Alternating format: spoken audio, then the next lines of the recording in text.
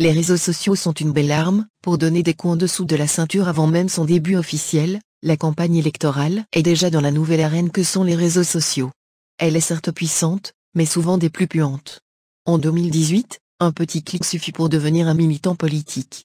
Il nous faut juste avoir une connexion Internet, un ordinateur ou un petit smartphone, pour créer un comité de soutien pour candidats, vanter ses mérites, mais aussi casser ses adversaires. En politique, tous les coups sont permis. Et les réseaux sociaux sont une belle arme pour donner des coups en dessous de la ceinture, surtout qu'il n'y a pas d'arbitre pour encadrer le combat. En effet, la campagne pour présidentielle 2019 prochain est plus que jamais numérique. Elle est certes puissante, certains partis politiques utilisent Internet pour attaquer, créer des polémiques, il faut faire parler de soi, bombarder, quel que soit le message, même si c'est du mensonge. Ce que ces formations ont bien compris en préparant de véritables plans de bataille. Ils ont mobilisé leurs troupes en ordre de bataille.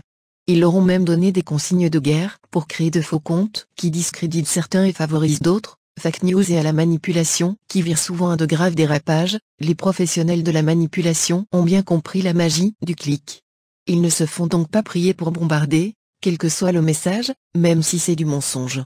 La meilleure preuve est la grande arnaque appelée Printemps arabe qui a servi de laboratoire grandeur nature pour essayer le pouvoir de l'information virale et les fake news dans le maniement des masses. L'Algérie, îlot de paix et de stabilité régionale maintes fois ciblé par la stratégie du chaos, par une série de fausses informations relayées sur les réseaux sociaux. Ces fakes ont toutes la même finalité, faire sortir les Algériens dans la rue. Après avoir perdu la bataille dans le monde réel, les islamistes tentent de revenir par le virtuel. En effet, ces dernières années, les réseaux sociaux sont devenus leur terrain de prédilection. Bien cachés derrière leurs écrans, ils y déversent leur frustration et débitent leurs discours haineux. Mais pas seulement. Ayant bien compris la force de cette arme de destruction massive, ils sont devenus des pros dans la manipulation. C'est même leur nouvel arsenal de guerre. Ils ont dans ce sens créé des pages Facebook au nom très populaires et très populistes telles que 123, Viva l'Algérie ou encore Radio Trottoir, qui sont vite devenus des moyens incontournables de la toile algérienne, comptabilisant plusieurs centaines de milliers de membres. Le contenu de ces pages était au début des plus légers, très divertissant, d'où le succès fulgurant qu'elles ont connu. Mais ils se sont vite radicalisés. Il aura suffi qu'ils s'installent durablement dans les PC des citoyens, pour qu'ils commencent à distiller à dose homéopathique, des messages à connotation politique pour ne pas dire religieux. Cela avant de devenir carrément des pages de propagande pour les islamistes. À l'exemple de l'été dernier, où ils avaient lancé une campagne virulente contre les maillots de bain. Ou encore à la fin de l'année où ils s'étaient attaqués aux Algériens qui célèbrent les fêtes de fin d'année et même le Maulid en Naboui, naissance du prophète Mohammed. Cet été, ils sont bien évidemment revenus à la charge avec les inepties habituelles que sont les maillots de bain et la taille des jupes des femmes. Toutefois, leur discours a pris un virage dangereux en passant d'une ridicule propagande à de la manipulation. C'est le cas avec la fameuse histoire de l'annulation des concerts à Ouargla, Gigel et Sidi Bel Abbès. Les appels au boycott de ces événements ont été lancés à travers les réseaux sociaux. Les relais islamistes en ont fait un lavage de cerveau à des jeunes égarés. Utilisant la religion comme fonds de commerce, ils les ont chauffés à blanc pendant plusieurs jours afin de les envoyer à rétablir les bonnes mœurs. Cela non sans les encadrer sur place et veiller à ce qu'ils fassent une prière collective pour purifier l'endroit, photo oblige. Il faut bien immortaliser le moment pour faire du buzz avec une belle photo où tous les ingrédients du populisme et de la sale propagande sont réunis. Sur le web, il n'en faut pas plus pour faire d'un simple fait divers un véritable événement national. Chose qu'ont bien compris ces commerçants de la religion, qui n'hésitent pas à recourir aux fameux fake news. Le mensonge sur le web ne compte pas. Ou, comme ils le disent si bien, et comme dit l'adage populaire d'Idarur Hakam, la nécessité fait loi. Cela reste, toutefois, des bonnes guerres. Ce qui est par contre grave, ce sont les dérapages de certaines de ces pages qui appellent à la chasse des femmes en bikini et des buveurs d'alcool. Certains demandent à leurs membres de prendre en photo ceux qu'ils qualifient de koufars, mécréants, pour les humilier devant le reste du peuple. D'autres vont carrément plus loin en leur demandant de leur donner une bonne leçon, du vitriol sur le visage des femmes y est notamment recommandé. Des dérapages inadmissibles qui montrent la dangerosité des réseaux quand ils tombent entre les mains d'idiots. Ils ont essayé maintes fois d'importer le printemps arabe pour tuer cette stabilité, tentent de bousculer encore une fois le pays vers la période des années 90. Ils ne reculent devant rien pour mettre le pays à feu et à sang, par des propagandes et incitations à la rébellion, un pays qui ne cadre pas avec le concept de la mondialisation et qui développe ses relations avec la Russie et la Chine. Deux faits qui font de l'Algérie le mauvais élève de la classe. Semer le chaos en Algérie demeure une solution. Si l'ennemi avait tout prévu, l'Algérie aussi. Possédant une armée solide, consciente et responsable, l'Algérie émerge avec une stratégie de prévention dont les détails ne sont connus que par les plus professionnels. De fait et avant même le déclenchement des violences dans les pays arabes, l'Algérie avait mis au point un plan de non-retour aux années du terrorisme, d'autant plus qu'elle avait connaissance de ce qui se préparait par l'OTAN, une alliance militaire multinationale qui reste au service du nouvel ordre mondial inspiré par le Mossad. Un plan qui vise à un nouveau découpage du monde arabe. Mais le plan ne fonctionnera pas en Syrie et certainement pas en Algérie, qui continue de lutter contre les sous-traitants de l'OTAN, c'est l'un des plus gros morceaux.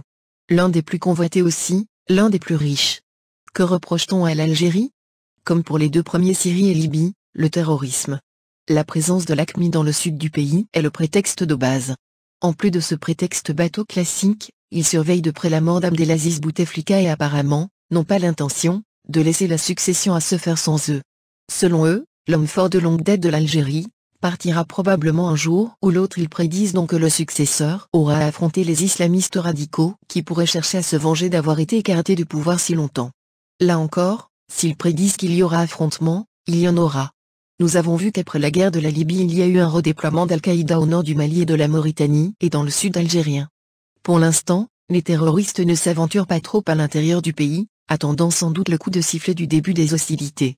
Ils ne manqueront pas d'armes, puisqu'ils ont puisé tout ce qu'il leur fallait dans l'arsenal libyen, une catastrophe pour l'Europe. Sous-entendu, il faudra que les États-Unis interviennent pour sauver l'Europe une nouvelle fois. L'expérience de leurs amis les frères musulmans d'Égypte n'a pas servi de leçon pour le parti du MSP, qui lance un appel à l'armée nationale populaire pour adopter sa démarche politique, la fameuse transition démocratique. Ces politicos en costume serré à l'italienne et barbe taillée au modèle turc, après avoir perdu tout espoir d'intégrer le pouvoir, ils veulent aujourd'hui coûte que coûte arriver à El Mouradia sur le dos du char de Hami Salah.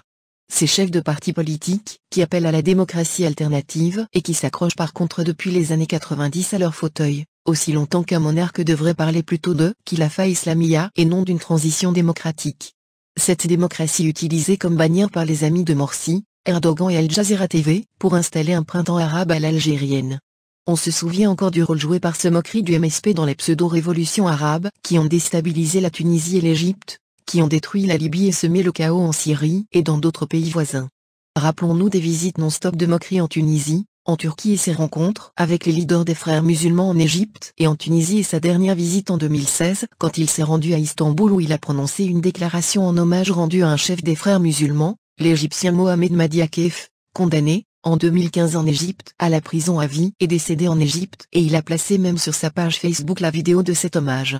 Mais pour ces politicos lynchés politiquement par le peuple avec une popularité au rouge, tous les moyens sont bons pour capter les voix des Algériens, même s'il le faut jouer avec le feu et induire le militaire dans leur jeu, quitte à déstabiliser le pays. Avec leur nouvel album Après moi le déluge, ils s'en foutent des suites de leur pleurnichement.